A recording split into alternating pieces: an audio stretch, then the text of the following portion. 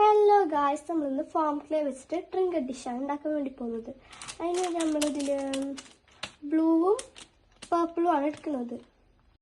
അപ്പോൾ നമുക്കിതിൽ ബ്ലൂവും പർപ്പിളും മാത്രം എടുത്തിട്ട് ബാക്കിയൊക്കെ സൈഡിലേക്ക് വെക്കാം. നമുക്ക് ഈ ബ്ലൂ ക്ലേ ഇതിൻ്റെ ഉള്ളിൽ നിന്ന് എടുക്കാം.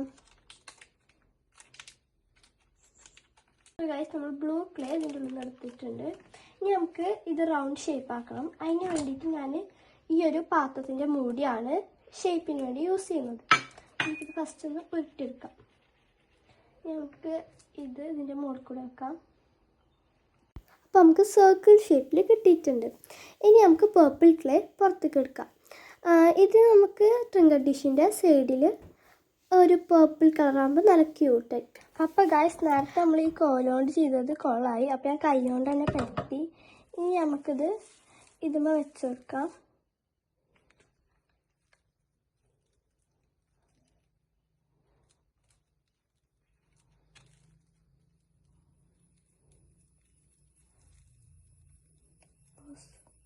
അപ്പോൾ ഗായ്സ്, നമ്മൾ ട്രിങ്കറ്റ് ഡിഷിൻ്റെ മുകളിലത്തെ ലെയർ പർപ്പിൾ കൊണ്ട് ചെയ്തു. ഇനി നമുക്കിതൊന്ന് ഉണങ്ങാൻ വെക്കാം.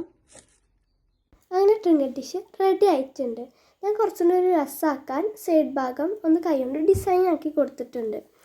പിന്നെ നമുക്കിനി ഇതിൽ ഗ്രിഡ് ലൈൻസ് വരയ്ക്കാം. വൈറ്റ് കളറുണ്ട്.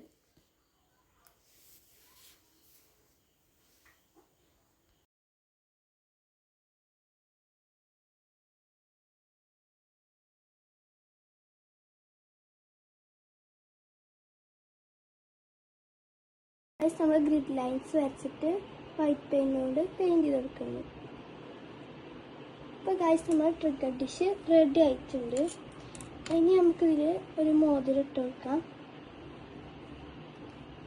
അപ്പോൾ ഗായ്സ്, നമ്മൾ ട്രിങ്കറ്റ് ഡിഷിൻ്റെ ഫൈനൽ ഔട്ട്പുട്ട് ഇതാണ്. ബൈ.